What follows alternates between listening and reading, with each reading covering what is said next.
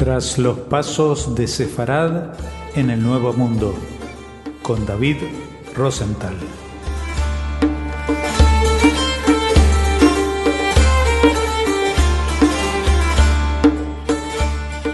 Hola oyentes de Radio Sefarad, una semana más nos comunicamos con David Rosenthal, que antes estaba en Colombia, pero ahora nos comunica desde Israel, donde se encuentra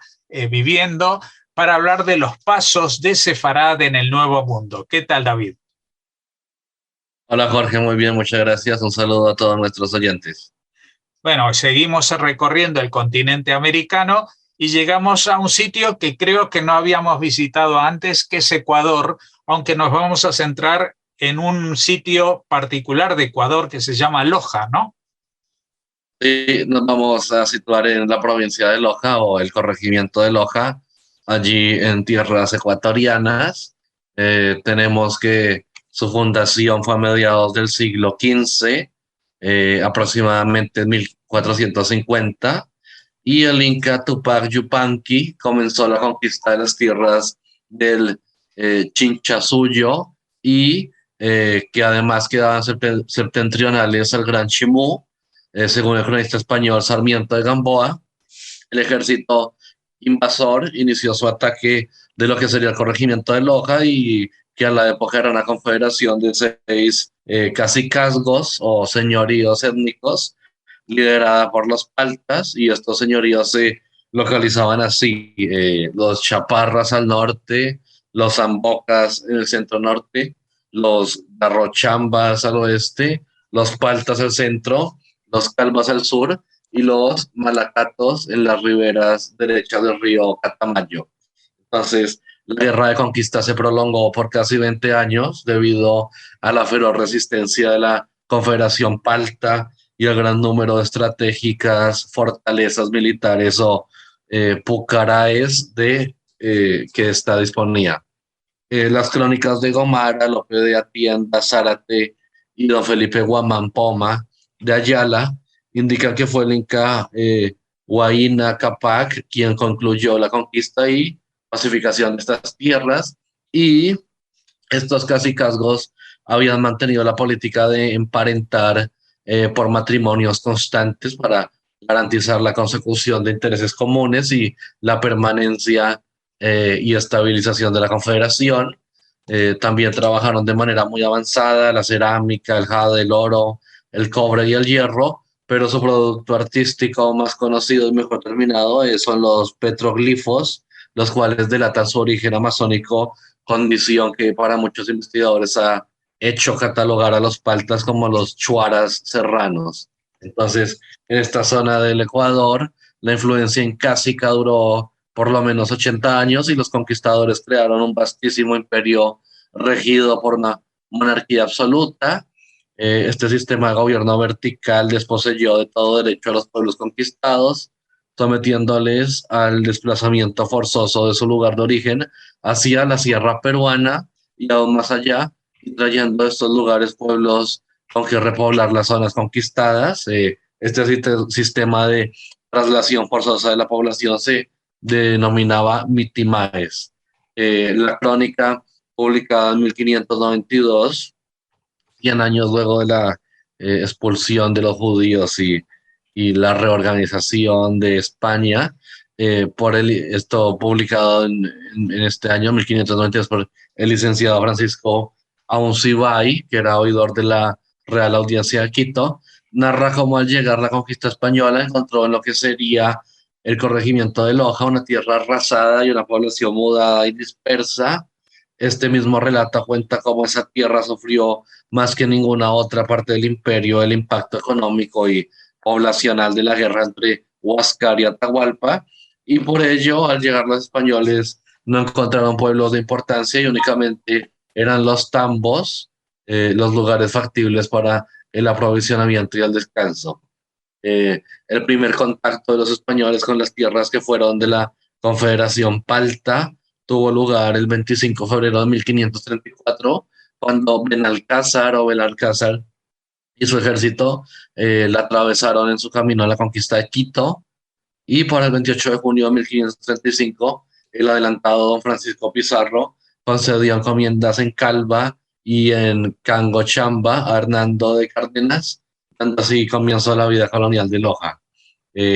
A consecuencia de la guerra entre Huáscar y Atahualpa, se había roto la estructura económica, social y militar de esos pueblos, y como consecuencia de ello, esta región se encontraba llena de indios vagabundos y desorientados. Aquellos que no realizaban actividad alguna se habían dedicado al pillaje. Un documento extraído del Archivo General de Indias de Sevilla por Chantal Callabit indica que entre Loja y Piura hay cantidad de indios altas y guayacondos, huidos,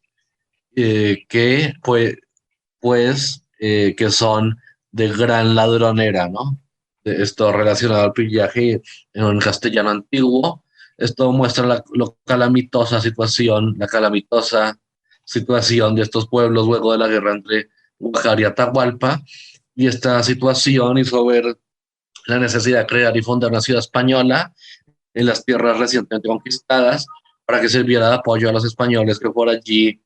transitaban, escogiéndose un sitio denominado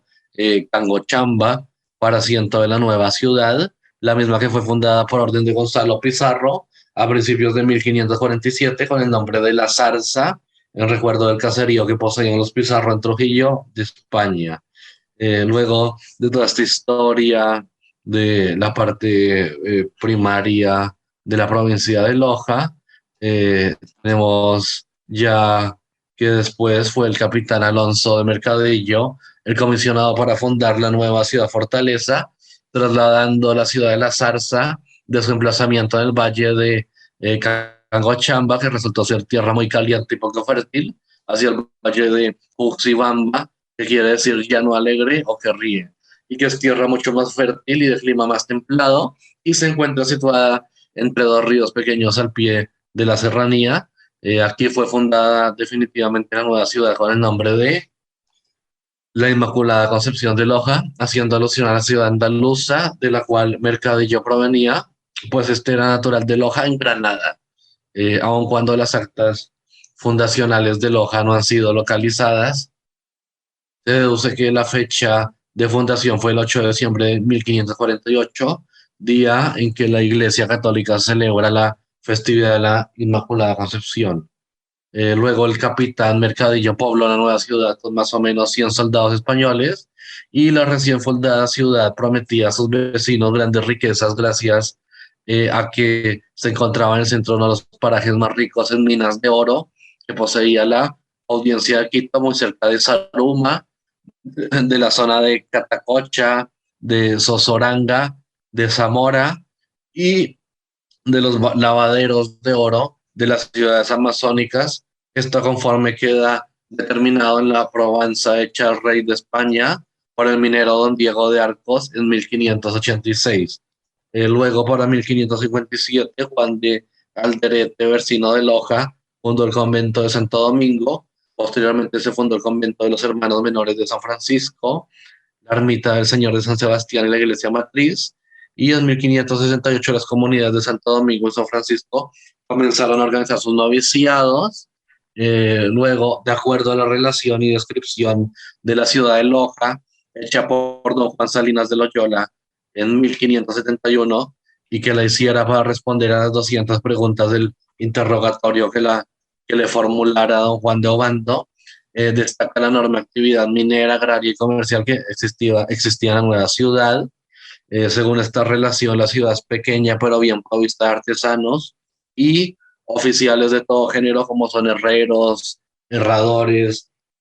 sastres, zapateros, plateros, oficios con los cuales estos nuevos pobladores se sustentan y mantienen. Para el historiador Hernán Gallardo Moscoso, en su obra Historia Social del Sur del Ecuador, recoge algunos fragmentos de una crónica de la época que nos hacen saber que aparte de los mineros y encomenderos, también vinieron a poco de la fundación hispanos pobres e industriosos que enseñaban lo que sabían algunos aborígenes. No todos los vecinos hablaban bien el castizo y vivían aplastados por sus paisanos, sufrían humillaciones y trabajaban callados y con dignidad.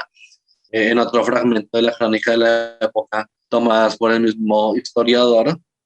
no habla de la existencia de ermitas, sin Cristo en el altar, ni muerto, ni vivo, ni crucificado, ni con el corazón en la mano. A estos lugares es donde iban a orar y a llorar estos hispanos pobres y sometidos y que vivían del trabajo de sus manos. Luego, dado que Loja ha sido considerada como un lugar de recogimiento judío desde los mismos días de su fundación, si tomamos en cuenta la relación de Salinas, vemos que los oficios de los hispanos pobres a que este se refiere eran típicos y casi exclusivos de los judíos peninsulares. Además, una tradición no aprobada pero repetida por personas tan disímiles como los señores Hans Rosenberg, Tibor Horowan, el doctor Fernando Jurado Novoa y el doctor Osvaldo Espinosa Siccho, señala a la castellana como el asiento de 7 sinagogas. El número resulta exagerado para una ciudad tan pequeña, ya que ni Toledo, ni Valencia, ni Sevilla, ni Palma de Mallorca llegaron a tener tantos lugares de culto en el momento de mayor expansión de sus aljamas, pero el número podría hacer alusión a todo el corregimiento, o bien tratarse de un número cabalístico, considerando que el 7 en la religión judía abarca muchísimos tópicos del área mística que van desde los días de la creación del mundo al descanso sabático para llegar al candelabro sagrado del templo de Jerusalén, es decir, la menorá, y la mención que las crónicas hacen de ermitas sin ninguna clase de iconografía o símbolo religioso de tipo cristiano, dan para pensar seriamente que la tradición no miente, que realmente se trataron de pequeñas sinagogas donde los marranos, los anusim, llegados a estas tierras, se congregaban a rezar, un evidente criptojudaísmo. Uno de los más obsesivos investigadores de esta tradición a fines de la década de los 50 fue Monseñor Juan María Riofrío, quien, como lo recuerda su sobrina, la señorita Julia Victoria Riofrío, vivía buscando entre los sótanos y edificios antiguos la existencia de sinagogas clandestinas, luego de un encuentro asombroso que se dio en casa de sus progenitores. La riqueza de las minas de oro en este sector, así como su distancia enorme en relación con los lugares en donde se asentaba el tribunal de la Inquisición o sus delegados, sería lo que favoreció en todo tiempo a que grupos perseguidos buscaran cobijo en tierras como estas. Por otra parte, la presencia en Loja, desde los días de su fundación, del capitán don Juan Salinas de Loyola, es lo que contribuyó decisivamente a la llegada de sefardíes al corregimiento. Tenemos sobre el adelantado don Juan Salinas Loyola, que fue hasta la década de los 80 uno de los grandes misterios en la historia de la audiencia de Quito, pues varios historiadores de mucho peso, como el arzobispo González Suárez, el doctor José Romazo González, el padre José María Vargas y fray Enrique Vacas Galindo, no encontraron el dato real de la procedencia y familia de este conquistador, pero todos los cronistas e historiadores coinciden en que fue un hombre sumamente reservado, que guardó muchos secretos, mucho misterio de su persona y su familia, lo que con el tiempo le acarreó problemas con la Inquisición. Y en la obra La Inquisición Primitiva en América, de José Toribio Medina, se encuentran todos los detalles de los problemas entre Juan de Salinas Loyola y el Tribunal de Santo Oficio, la Inquisición, gracias a la acuciosa investigación llevada a cabo en el archivo foral del Reino de Navarra por el doctor Fernando Jurado Novoa, es que podemos tener un cuadro biográfico y genealógico bastante completo y acertado respecto al conquistador, y dado que nadie como el historiador Alfonso Andaguirre ha estudiado tan profundamente la vida de este intrépido capitán de la conquista, es que tomamos como guía sus obras para reseñarla. Don Juan de Salinas Loyola, que era natural de Salinas de Añana, en los reinos de Castilla, municipio de la provincia de Álava, partido judicial de Vitoria, villa que desde el siglo XIV poseía una importante judería, que junto a la de Vitoria eran de las más importantes del País Vasco. Según Cantera Montenegro, la capital provincial poseía en 1492 de entre 700 a 900 judíos, los que a consecuencia del edicto de expulsión se trasladaron al sur de Francia, estableciéndose en Bayona. De allí que hasta nuestros días gran número de judíos de esta ciudad de Bayona, en Francia, se consideran descendientes de los sefardíes victorianos, y don Juan de Salinas era descendiente de los Palacios de Oñaz y Loyola, era hijo legítimo de don Bernardo Vélez de Loyola y de doña Guiomar Fernández, y sus abuelos fueron Juan Pérez de Loyola y doña Hermosa, de la cual no se señala el apellido, siendo por lo tanto primo de don Íñigo López de Mendoza,